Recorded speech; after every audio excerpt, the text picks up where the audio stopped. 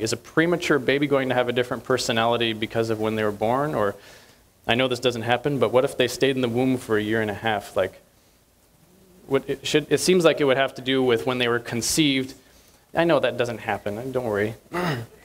If astrologers are as good as they claim, why aren't they richer? You know, you could ask an astrologer, can you really predict the future? Yes.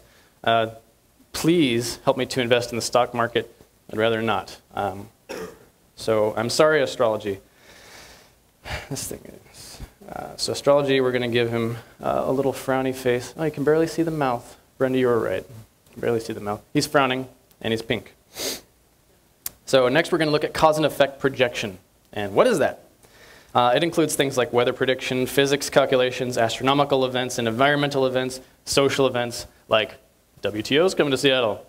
Let's get the riot people together in case there's a riot. Like cause, effect, we kind of predicted it because it's a social situation that really looks like it would be that way. When we see this on a satellite, from the satellite, we know that there's probably going to be a tornado. You can see there's a dark red section right here, right next to a lighter color, and that is bad news generally.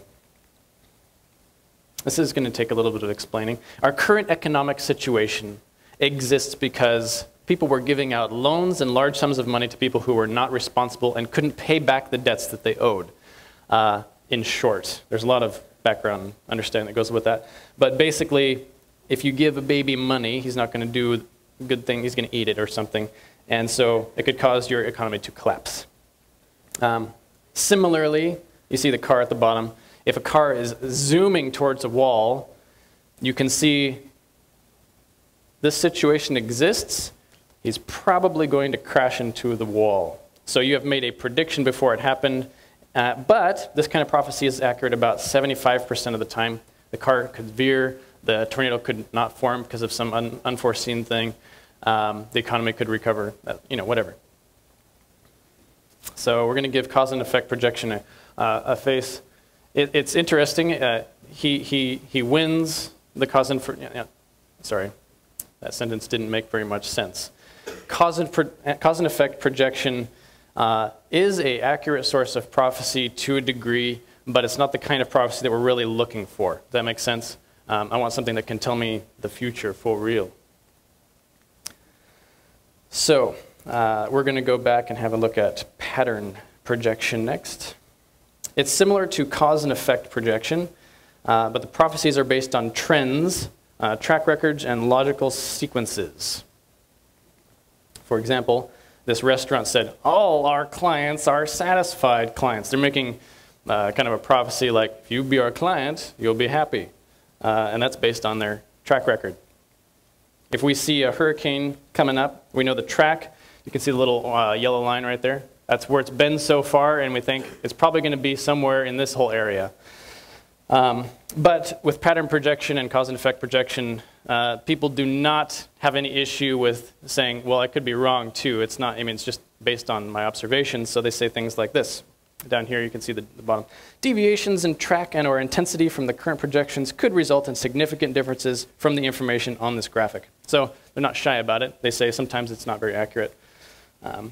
So pattern projection also gets a little smiley face that's kind of like indifferent. It's not false, but it doesn't like tell you whether or not the world's going to end, right? Divination was the next category. Divination is can be kind of spooky sometimes.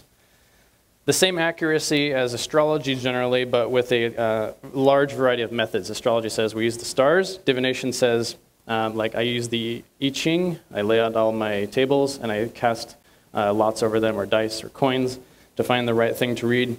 Or I lay out tarot cards and I interpret their meaning. I read your palm. I use seeing stones or cast runes. I gaze into a crystal ball. All that kind of stuff falls into the category of divination. And generally, the users are responsible for using their gut instinct to adjust the meanings of the oracles to apply to their situation, making it seem accurate. The most common unspiritualized divination is eeny, meeny, miny, mo, catch a tiger by its tail. You're hoping for the right outcome of whatever decision you're trying to make as a kid. It's not spiritualized, like they don't think eeny, meeny, miny, demon, please tell me what kind of thing I should do. So there's different kinds of like amounts of creepiness, you know. The 8 ball is not very creepy, but it's still a form of divination. A Ouija board can be creepy. If anybody, I'm not going to ask you to raise your hand, but if you've been in a Ouija board session, sometimes strange things happen. We're going to be talking about those strange things on Friday. Come back on Friday. And then there's super duper scary divination.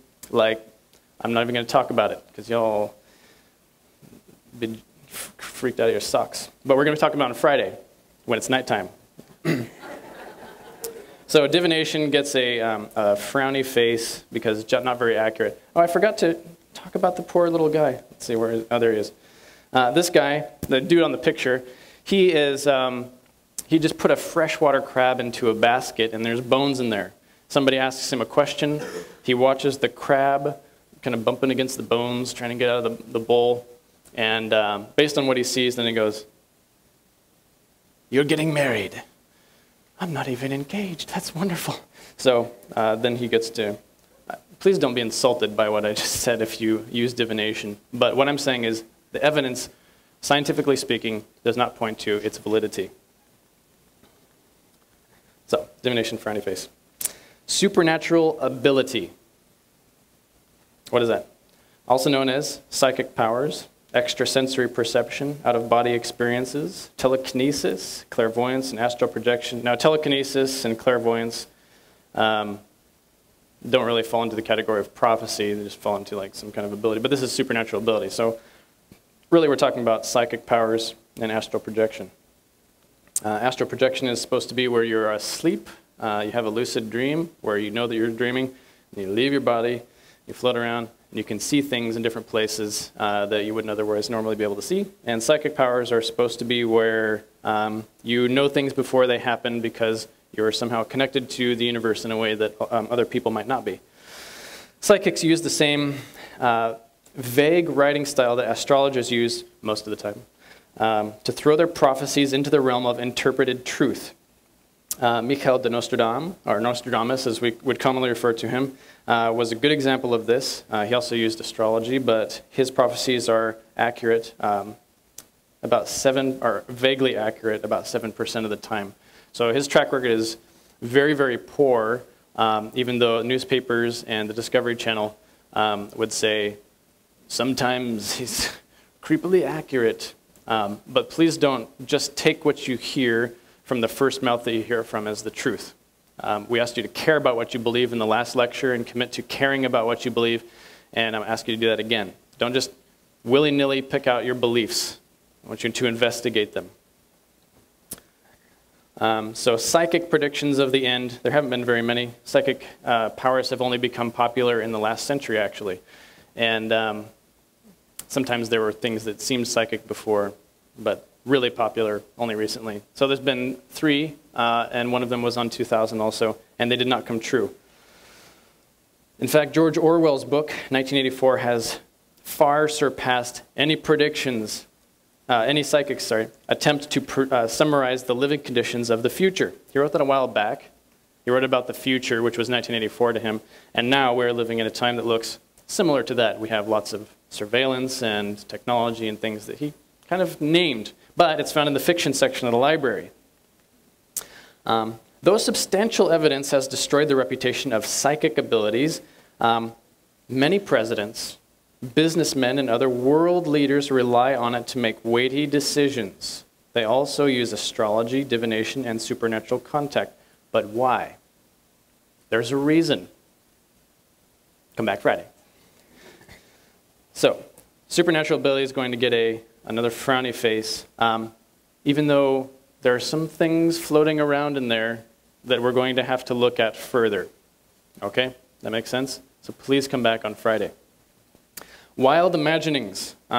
This is probably one of the more entertaining and safer for me to mock versions of where prophecy comes from. Wild imaginings fall into the category of like schizophrenia, illusions of grandeur, which is part of schizophrenia, from abuse, from the desire to have power. It could be sexually motivated. There's also chemical hallucinations. Schizophrenia, if there's a crazy guy on the street and he tells you that the president's going to be killed tomorrow, what I'm telling you is that you probably don't have anything to worry about, because